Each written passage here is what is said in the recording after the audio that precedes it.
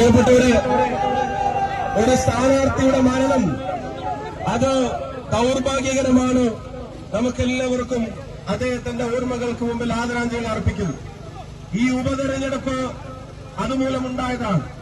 ഈ വിഴിഞ്ഞത്തെ ജനങ്ങൾ ഒരു കാര്യം തീരുമാനിച്ചിരിക്കുന്നു. കാസർഗോഡ് മുതൽ പാറശാല വരെ ഉണ്ടായ ഐക്യജനാധിപത്യ മുന്നണിയുടെ തരംഗം അത് വിഴിഞ്ഞത്തും സാധ്യമാക്കണമെന്നുള്ള ജനങ്ങളാണ് ഇവിടെ ഉള്ളത്. ഈ നാട്ടിലെ ജനങ്ങൾ കാര്യങ്ങൾ കൃത്യമായി പഠിക്കുന്നവരാണ്.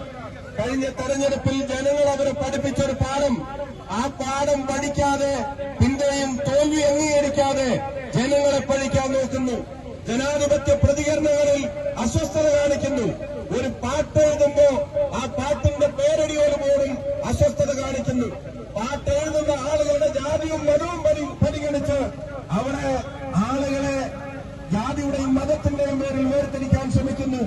ഇക്കഴിഞ്ഞ ദിവസം ശ്രീ AK ബാലൻ BJP പോലും പറയാൻ മടിക്കുന്ന തരത്തിൽ വീണ്ടും ജനങ്ങളെ ഭിന്നിപ്പിക്കാൻ ശ്രമിക്കുമ്പോ ഒരു കാര്യം ഉറപ്പാണ്, ജാതിയും മതവും നോക്കാതെ ജനങ്ങൾ ഒരുമിച്ചാൽ ജയിക്കുന്ന ഏതെങ്കിലും ഒരു പ്രസ്ഥാനമുണ്ടെങ്കിൽ അത് ഐക്യജനാധിപത്യമുള്ളതാണ് എന്ന് നമുക്കറിയാം. പ്രിയപ്പെട്ട സുധീർ ഖാൻ നിങ്ങൾക്ക് സുപരിചിതനായ സ്ഥാനാർത്ഥിയാണ്. പ്രിയപ്പെട്ട വിൻസെന്റേട്ടൻ കോവളത്തിന്റെ വികസന നായകൻ, അദ്ദേഹം നമുക്ക് ഉറപ്പ് നൽകുന്നു. ഇത്തവണ നമ്മുടെ സുധീർ ഖാൻ ഇവിടെ നിന്ന് വിജയിച്ചിരിക്കുമെന്നാണ് ഈ നാടിന്റെ ആവേശം തെളിയിക്കുന്നു. ഇനിയുള്ള മണിക്കൂറുകൾ അതിനുവേണ്ടി കഠിനാധ്വാനം ചെയ്യണമെന്നും പ്രിയപ്പെട്ട ജനങ്ങളോട് പറയുന്നു. കേരളത്തിൽ അനിവാര്യമായ മാറ്റത്തിന് കേരളത്തിലെ ജനങ്ങൾ ഐക്യജനാധിപത്യ മുന്നണിയെ നെഞ്ചേറ്റാൻ പോവുകയാണ്.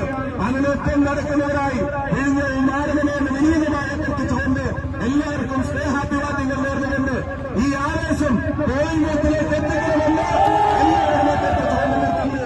ജയ് ഹിന്ദ്, ജയ് ഇന്ത്യ.